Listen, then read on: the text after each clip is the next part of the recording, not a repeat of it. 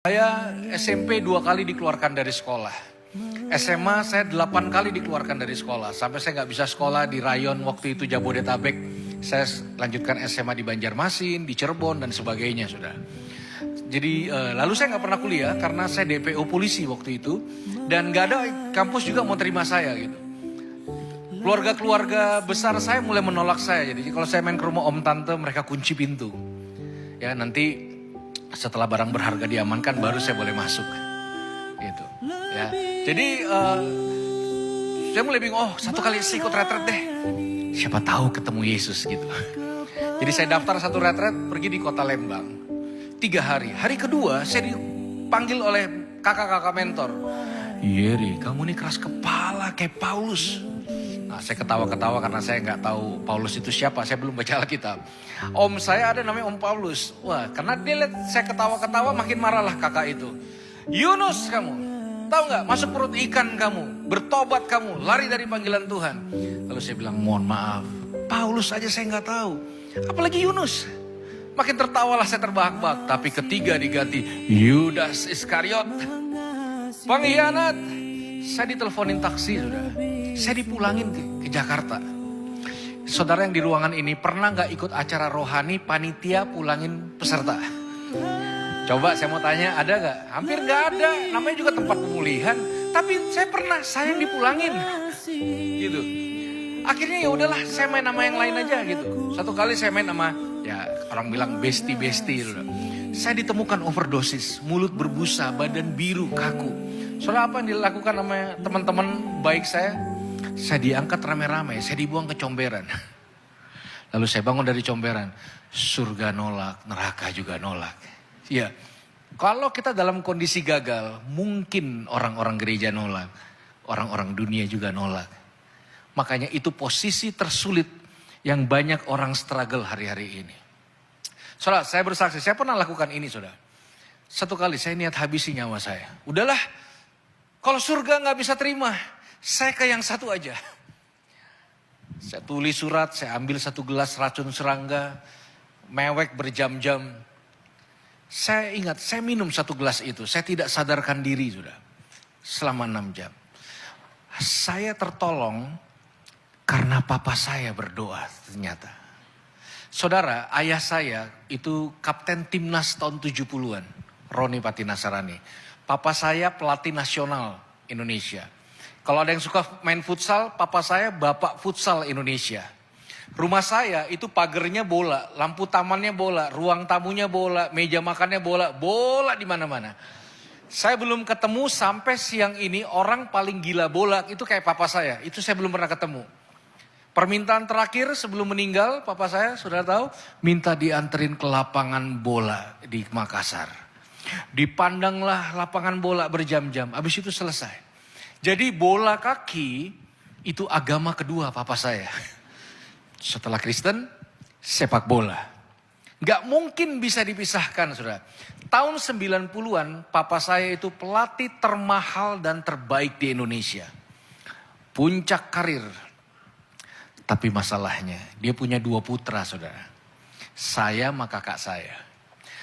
Kita dua-duanya kena narkoba. Jadi sekali mama saya mau masak, kok gak nyala kompornya, saya udah jual tabung gasnya. Ini sampai ayam tumbuh gigi juga gak mungkin nyala ini. Kakak saya pernah jual rice cooker dengan nasi-nasinya. Buat beli narkoba, pas dibuka, loh ada. Itu habis, bis. Dan momen itu tidak ada teman. Pernah papa saya curhat ke satu pendeta. Pak pendeta tolong doakan 2 anak saya. Sip Pak Roni katanya. Didoain tapi dari mimbar.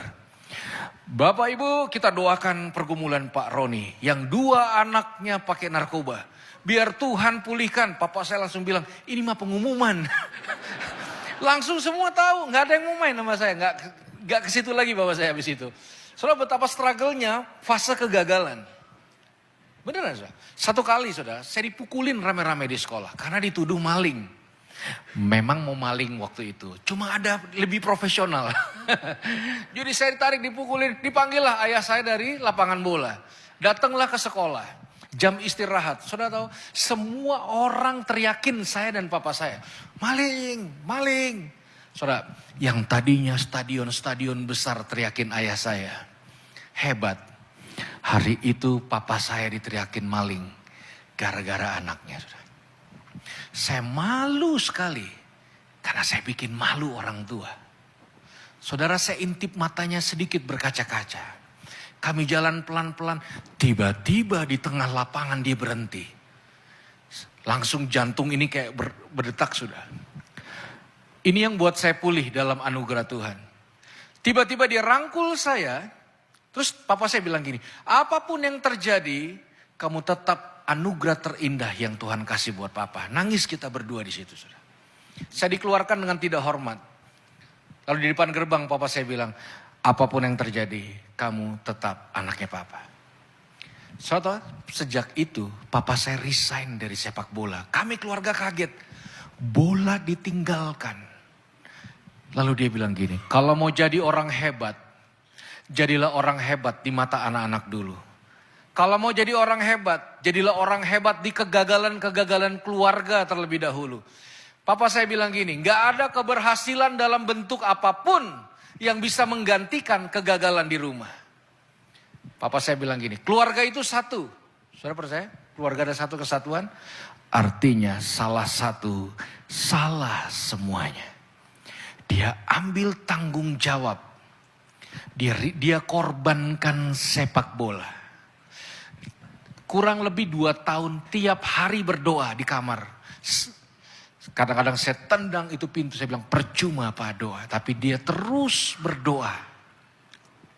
Saudara tahu, apa yang ayah saya lakukan? Menolong saya untuk melihat sosok Tuhan yang sesungguhnya. Jangan-jangan Tuhan emang sayang sama saya. Jangan-jangan dia Bapa yang baik yang mau menerima saya. 25 tahun pulihlah saya saudara. Kakak saya pulih, keluarga kami pulih. Karena ada satu orang yang berani menerjemahkan figur Bapa di surga sebagai ujung tombak sebuah pemulihan.